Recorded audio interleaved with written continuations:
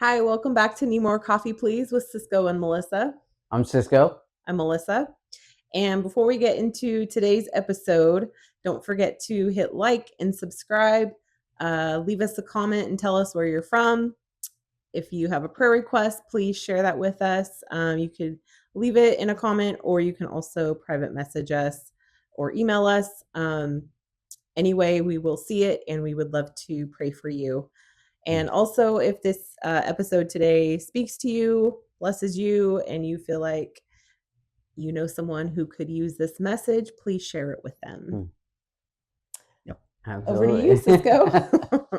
So today we are going to talk about something we've become familiar with, especially over this last year or so, is trials and what we go through, kind of why we go through it, who is responsible for it, because that's been a source of debate and contention amongst Christians. And first of all, we want to say that we are not theologians. We are not authorities on the matter, nor do we want to be dogmatic on it. We're just going to speak on what our experiences and our observances have been, especially over this last year. So don't take what we say as gospel or as truth or not truth. We just really want to share what we've seen, what we've gone through, and what we really believe is happening and why, and what God ultimately, who is in control, as in charge of everything, is doing. So first of all, there is a little bit of a debate as far as, is it Satan that's doing this? Is it God that's doing the testing and trials? And we believe the answer is yes. To both of Both those. and. Yeah, both and. We see in the book of Job in the Old Testament, famous passage of Satan going up to God and saying, "Look at Job," and basically asking God for permission to do all these trials and testing on Job. And we see all the things that have been done, but he has to ask God permission before he does any of that. And God basically told him, "Okay, do what you want, but you can't touch Job." And we believe that is what's happening now as well. We do believe that a lot of these trials do come from Satan. He initiates them. However, they do have to go through God first. Satan does have to ask permission, does go through God's hand, and it goes through God first before it reaches us. And so, yes, we believe Satan initiates it, but God gives permission, and he's the one that's really controlling the trials and exactly what happens. And that can be comforting, that can be tough, because we've gone through trials, we've gone through difficult times, especially this last year plus with my stroke. And thankfully we've come out the other end. Obviously, we're both still here and I'm still alive, but that doesn't always happen with everybody, with every situation, and it can be really difficult to try to reason or justify or try to figure out exactly what happened and why did God allow certain things to happen in your life. And it can be difficult, and we went through that, especially at the beginning. I know I did, laying in the hospital bed after it happened, when I really started kind of getting into my right mind and remembering things. There was a lot of questions, for sure, and I really was angry and confused, and just not sure why this was happening, what was going to happen in the future, how things were going to look, because I was a mess. I was a wreck. There was very little that I can do on my own at the time. Am I going to stay this way? Am I going to get better? I just didn't know, what was going to happen. And so, it was difficult. I did go through a lot of those steps of grief, of, anger and confusion and questioning, and finally of acceptance. But, it took me a little while to get to that point, and just asking God, why is this happening? What are you doing? I, a lot of thoughts of like, I didn't deserve this.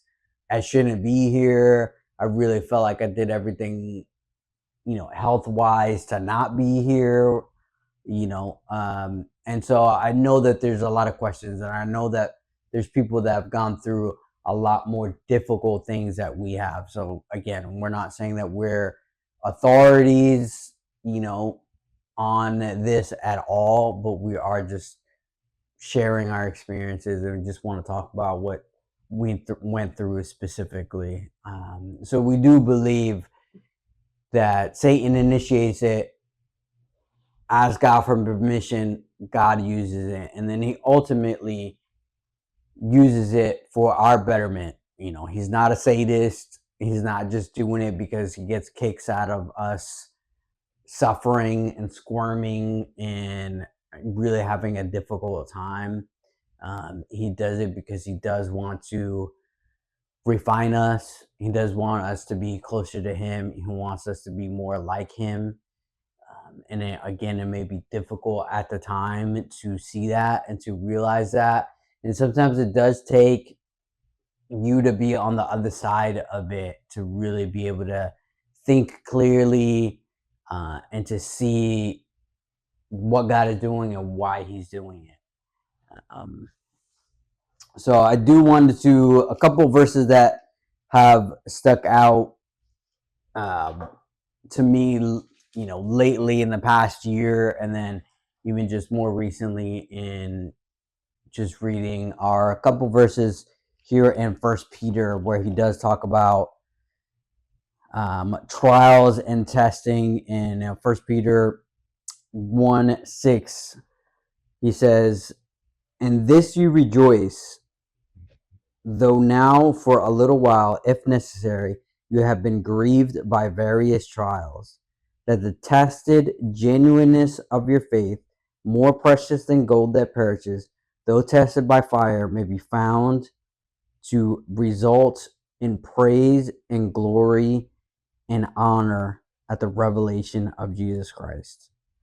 Um, so, you know, he's saying that they have been grieved, by various trials, and it is grieving. We're not gonna like sit here and pretend that it wasn't, that it was fun, or that we were okay with what was happening, because like I said, I went through, just in the hospital bed, just all those moments of grief, and points of grief, of just really trying to figure out exactly what was happening, and it was grievous, it was difficult, you know and I was angry, I was all those emotions, and now that I'm on the other side of it, I could really see what God was doing and why.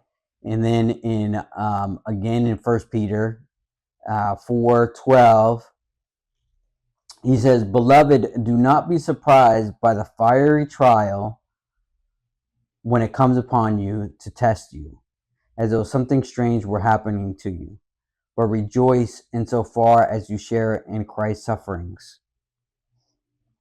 So, again, like, we shouldn't be surprised as though something strange were happening to us, and we were definitely surprised, that this happened. Like, legit came out of nowhere. We didn't see it coming at all. And now, again, being on the other side of it and looking back, I guess the trial, a trial or the trial itself wasn't surprising. It was just the method that it was a stroke. That was a surprising part because we did not see that coming at all. But like Peter says, for him to be the one to have the stroke, right? Yeah, I guess if I had some major health, situation, I don't think it would have been as surprising. Yeah, it still would have been but surprising not. because But you were in way better health. We're no spring chickens, but we're not old Right, folks yeah. either. So. But he was, you were, and still are in incredible shape and health. No, thank you. Anyway, continue.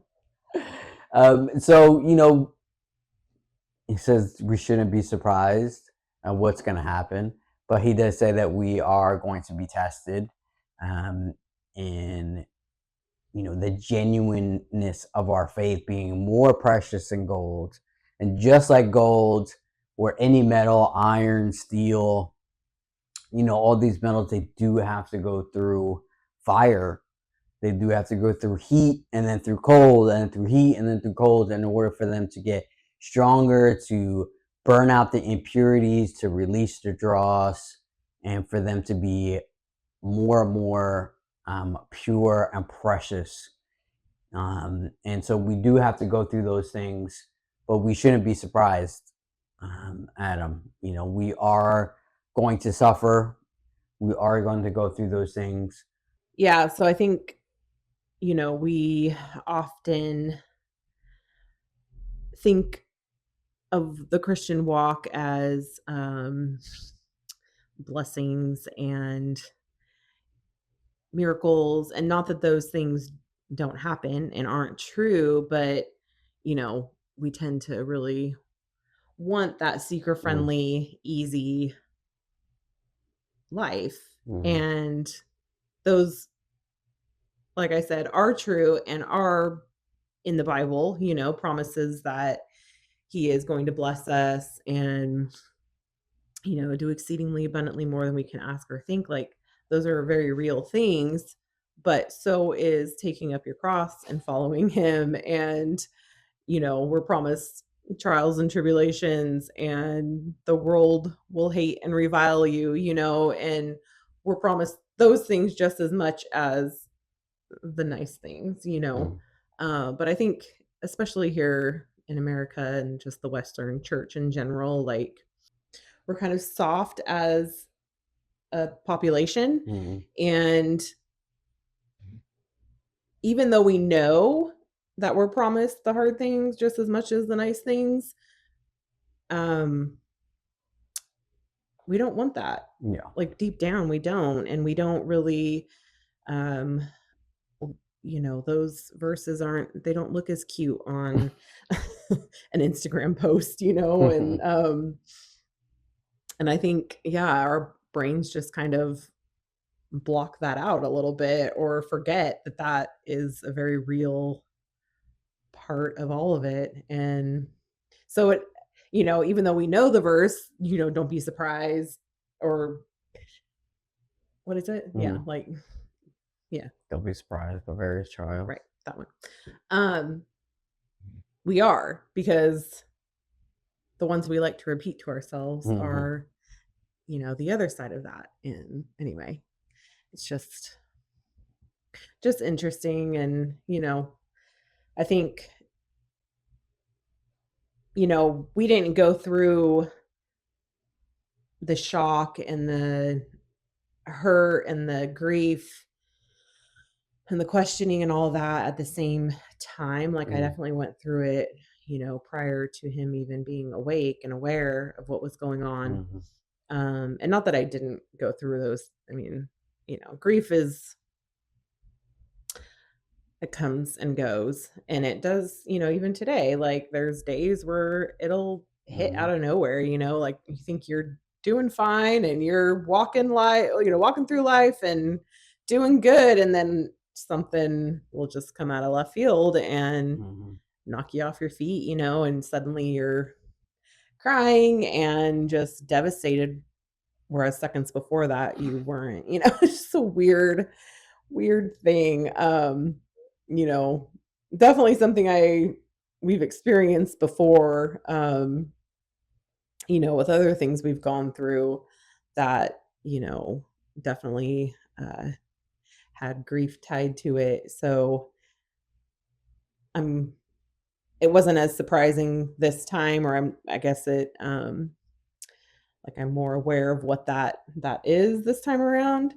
But it doesn't necessarily make it easier, and Mhm. you know, it just it's hard, yeah. Like when you think you're doing good, and I don't know, it just hits when you least expect it, Yeah. and not when you want it to, you know. Anyway. Yeah, for sure. Yeah, it comes out of nowhere. Mhm.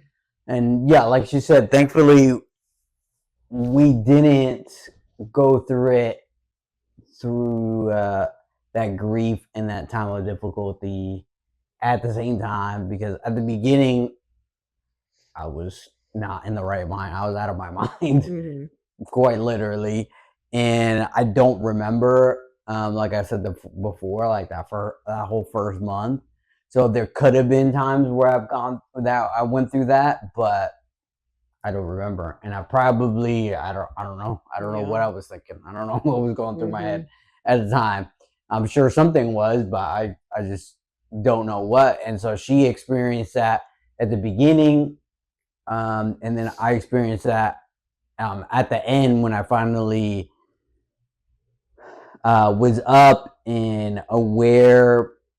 You know, I was going through inpatient rehab at the hospital when I was just laying in my hospital bed, and then when I got home as well, you know, that first couple weeks or month, it was tough because, you know, in a way there was grief, not just because of the trial, which was uh, plenty of reason to be grieved and to be upset, but I was also grieving like my old me in a Mhm. sense, you know, like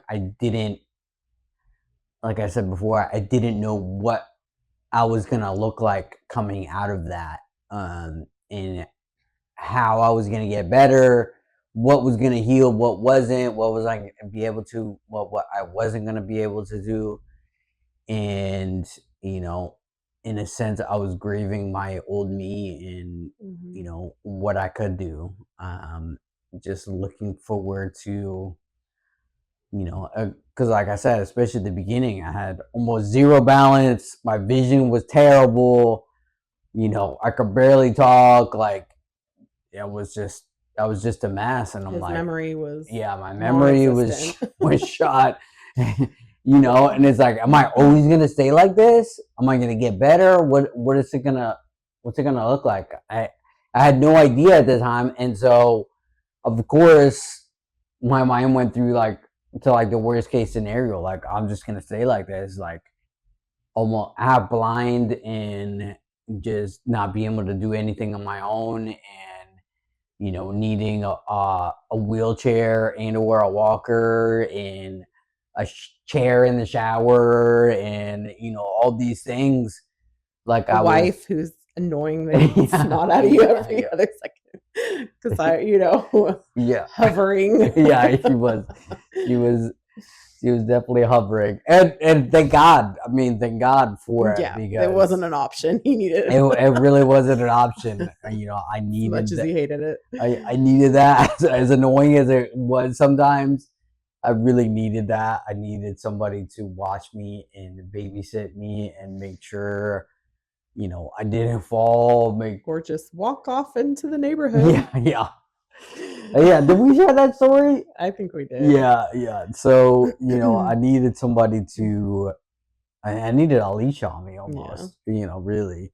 And thank God she was there to do that, and that it didn't last a long period of Mhm. time either, because who knows what would have happened a year, Yeah. 2 years, 3 years out, if she would have been that kind of patient, if I would have been that kind of, Yeah. you know, patient, you know, after that period of time, you know. So thankfully, you know, it was good we didn't go through that at the same time, but it was hard, and man, and I went through some, Mhm. I went through some times, and I'm normally not a like depressed person. I'm usually pretty optimistic, but this really threw me for a loop, and of course my brain was affected, Mhm. which affects your emotions and just spiritually. I was affected, and it was really, it was really tough. I mean, Yeah, I wanna do, one of our upcoming episodes, I wanna do, kind of those early mhm, mhm, caregiving days. I think it took a little bit for me to, mhm, like, wrap my head around all of it. I mhm, think that's kinda now a year plus out of it. I was just talking to my mom earlier, and, like, I feel like I'm just now kind of coming to grips with a lot of those things, and remembering, like, allowing myself to remember, like, some stuff that, mhm, um, I couldn't really think about too much. Like, it's been kind of a one foot in front of the other, just keep going, mhm, state of mind. And, I don't there was a lot of things that are hard to look back on, um, and really be like, "Wow, that like, we walked through that." We went through that because it was very, very difficult. And, when you're in it, you aren't really allowing yourself to, mhm. focus on that because you can't. Like, you'll just fall apart and collapse. So especially for me, having to be the forever optimistic and, Yeah, the brunt was on her um, really for 90% of it, for most of the time, really. I mean, the stuff that, she had to do, and go through and really like tough out, and be optimistic. Um, it was, yeah, just insane. yeah, I Yeah, mean, not like that was harder than what you went through, but it's just a different different kind of hard, for it's a sure. different kind of hard. And we're, I don't know, we were different players in the story. Mm, Um, yeah, so I think it's a perspective that not, a lot of people know about. Like, I had no clue before going through it. mm, And,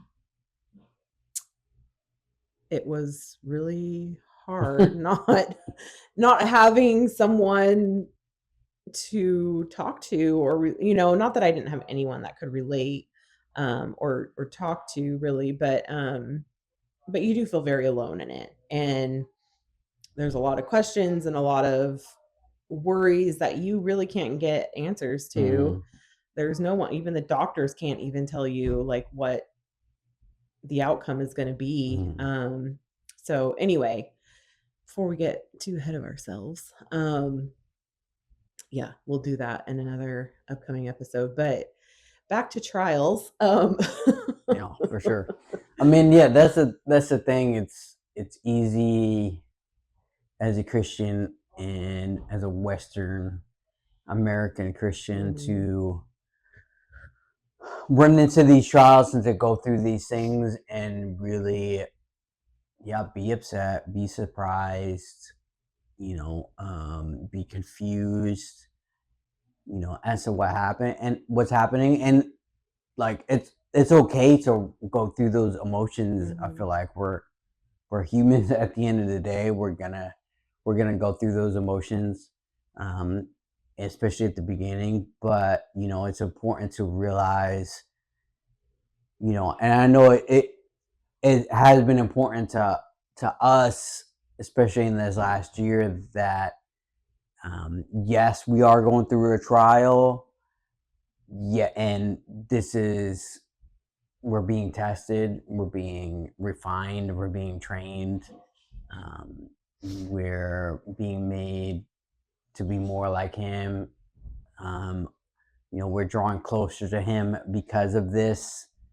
And that has, as difficult as those trials have been, this last year, it has made it easier because our perspective on them has changed, and we realize that it's not just God being mean or God letting the devil do whatever he wants. It's that He's doing it for a reason. He has a plan and a purpose for us, and that involves us being tested and refined and being strengthened and drawing closer to Him and being more like Him. And we need to go through those things, and we need to be those things in order to be prepared to what God has for us in the future. It could be the near future, it could be the far future, but we need to go through those things to get to that point, to be ready to be used for whatever God has us for. We have no idea what that is. It could be something great and amazing, and or it could not be. It could just be, being husband and wife, being parents to our kids, being part of our church, and just impacting our local community. It doesn't have to be, that we're reaching out to thousands or tens of thousands of people all at once. It could be something small, and we need to go through those trials and really realize exactly what's happening, why it's happening, and that God really wants to use us, and He's doing it because He loves us. As crazy as that may sound, when you're a parent and you have to discipline your child, you're not doing it because you're being mean or because you want to punish them or spank them or whatever the case may be. You're doing it because you want to teach them, and you want to point them in the right direction. You want to lead them and guide them, and you want to make them stronger and smarter. And I really feel like that's what the Lord is doing when we're going through trials, as difficult as it may be to really think about that while we're in it. you know Yeah, and I think, it's not just disciplinary. mm-hmm. I mean, that definitely can be a part of it. I think if we're in sin, Mm-hmm. and there is sin in our life, that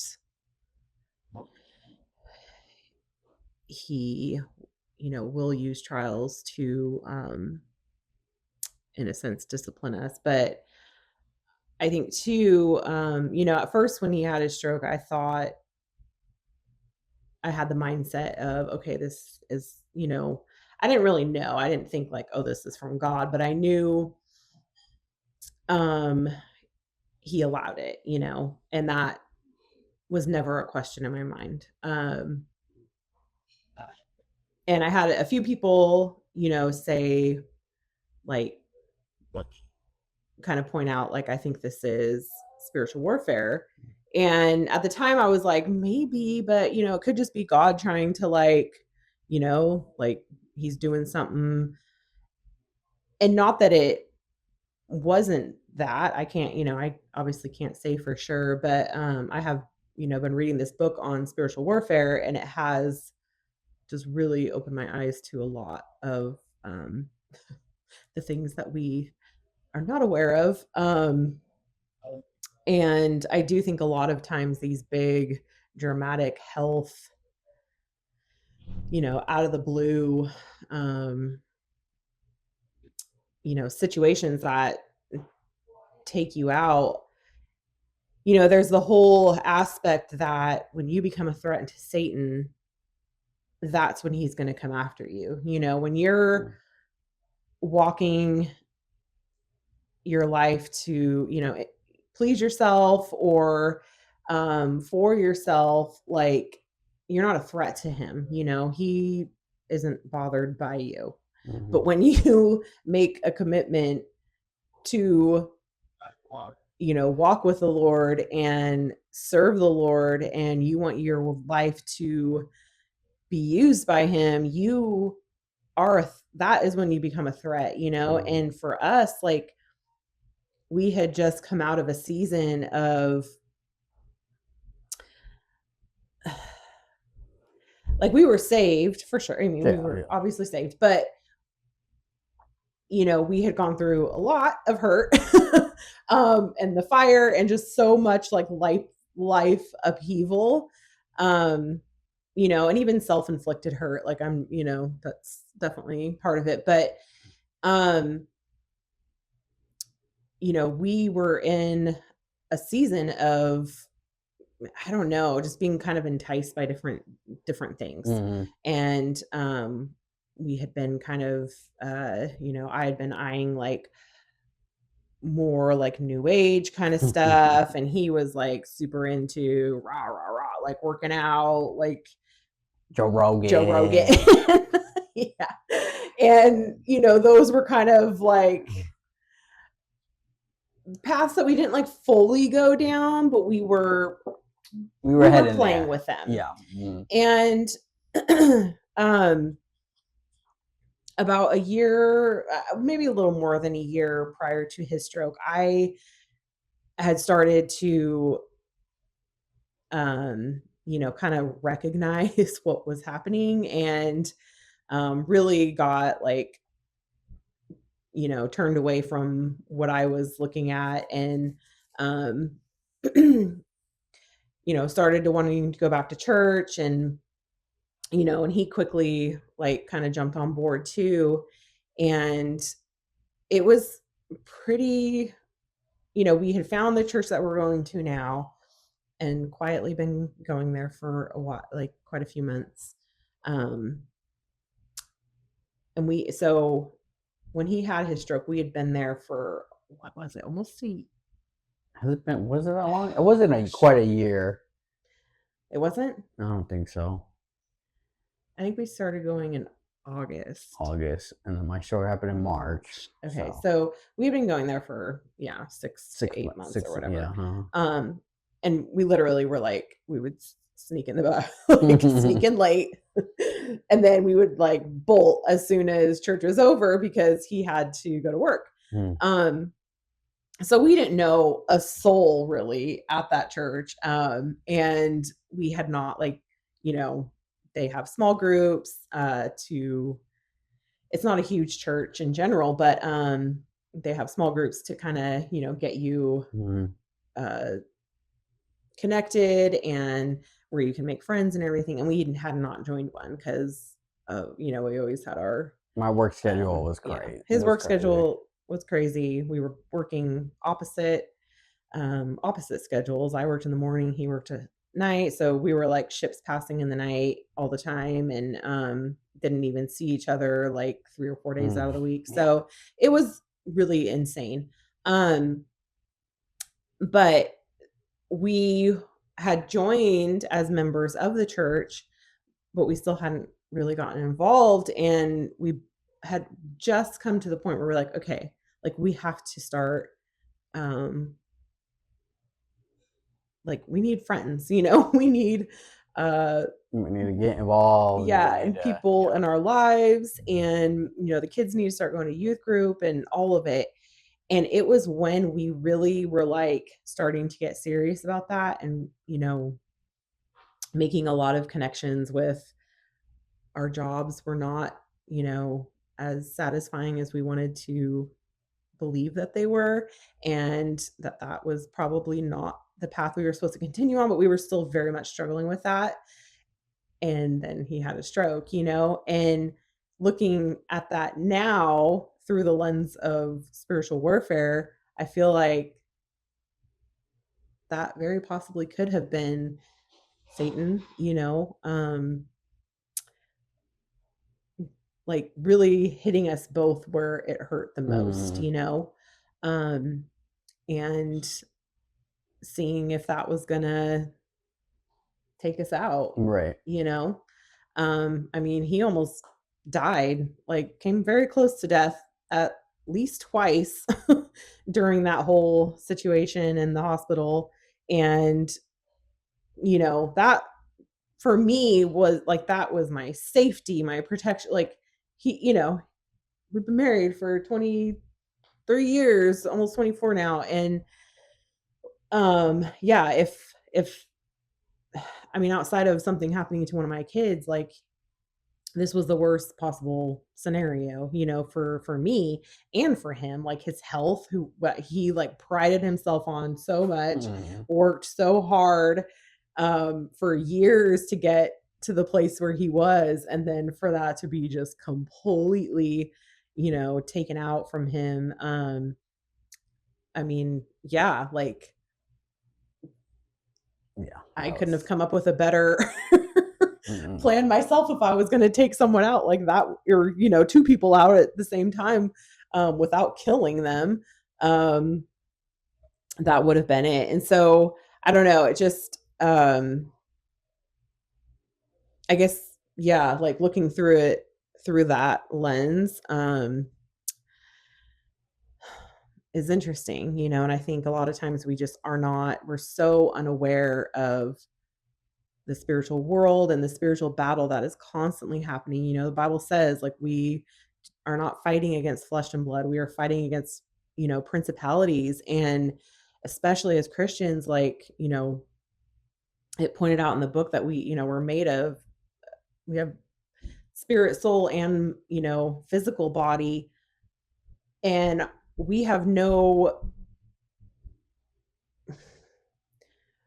idea what our spiritual bodies are doing on a daily basis. And a lot of times they're fighting a battle that we have no Mhm. idea that they're fighting, and suddenly we're exhausted, or we have like this random pain in our neck, or our back is out and we have no idea why. And a lot of times it's like, Or you get a stroke. yeah, where you get a stroke.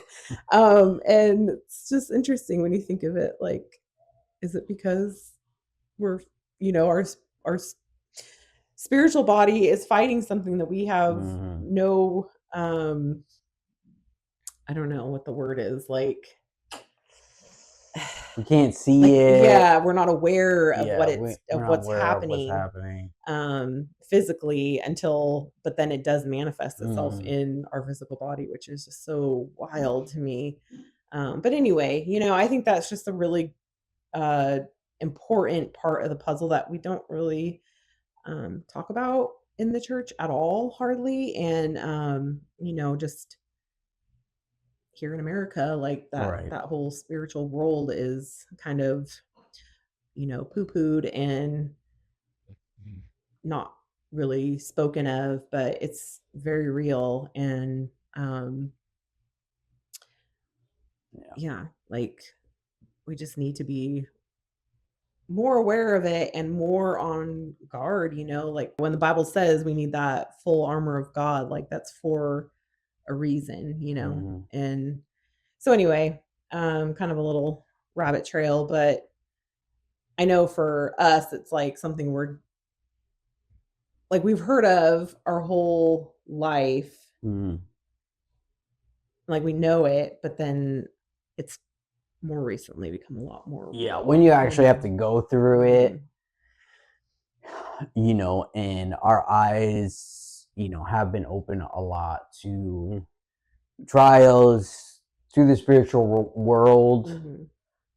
in large part, to what we went through, to the church we're going to, through podcasts we've been listening to Mhm. and books we've been reading, and really the stroke was really the catalyst for a lot of that. And in a lot of ways, the stroke is one of the best things that's happened to us, as a family, as a couple. um our relationship with the Lord has increased, and just abundantly, insanely.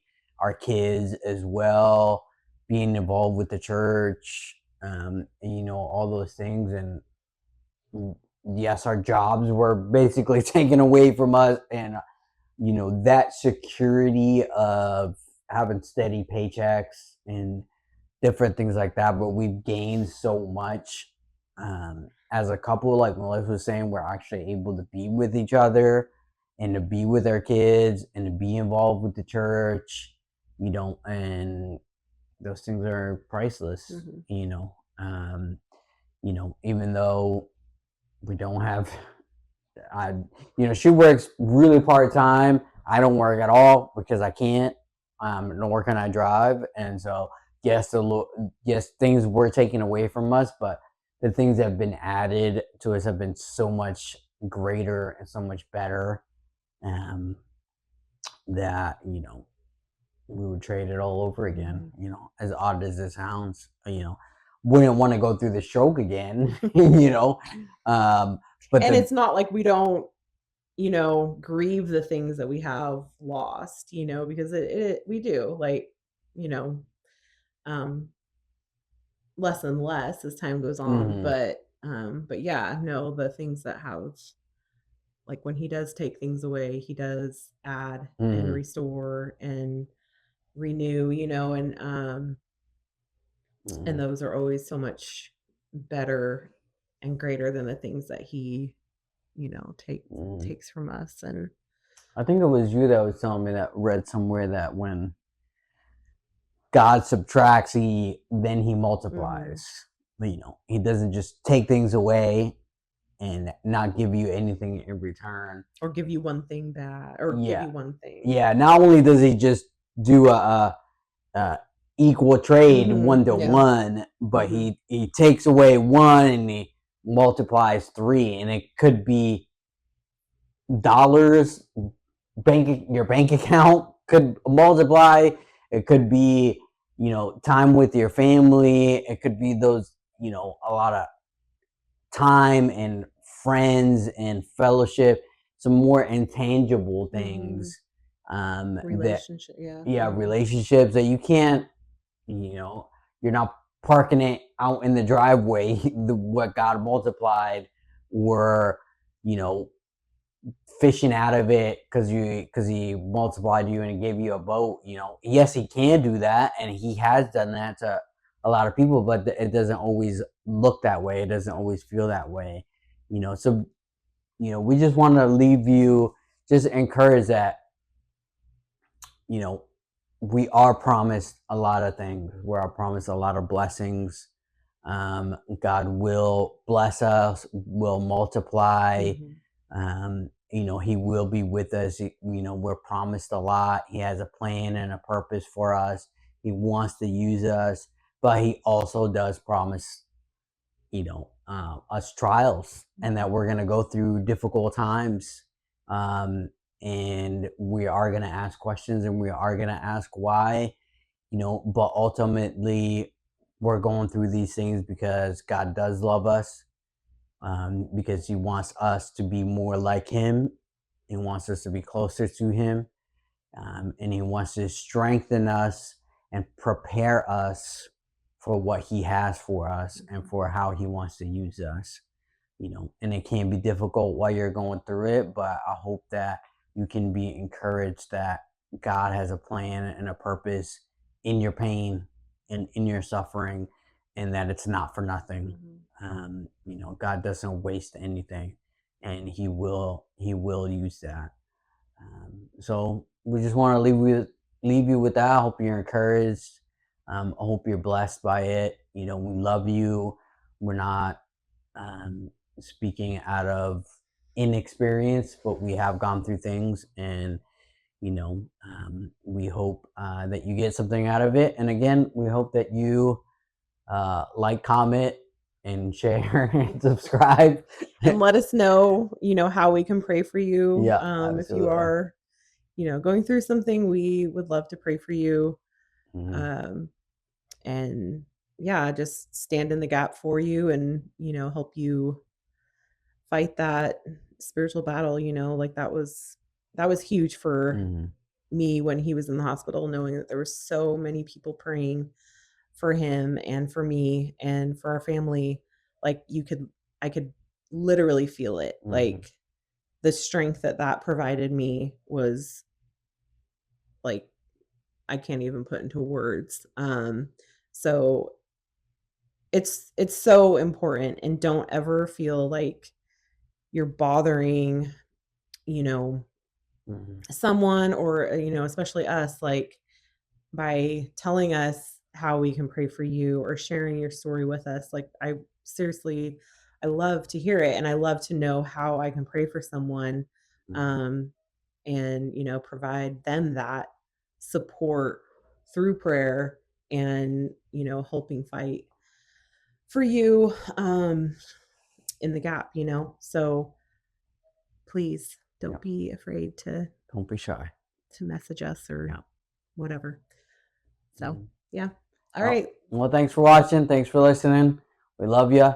And don't forget, we are releasing this episode on Sunday, and then we also are releasing an episode on Wednesday as well. A shorter So one. a short one. So hit that little bell notification to let you know that we are releasing new ones. And we love you, appreciate you, and we'll see you soon. Talk to you later. Bye.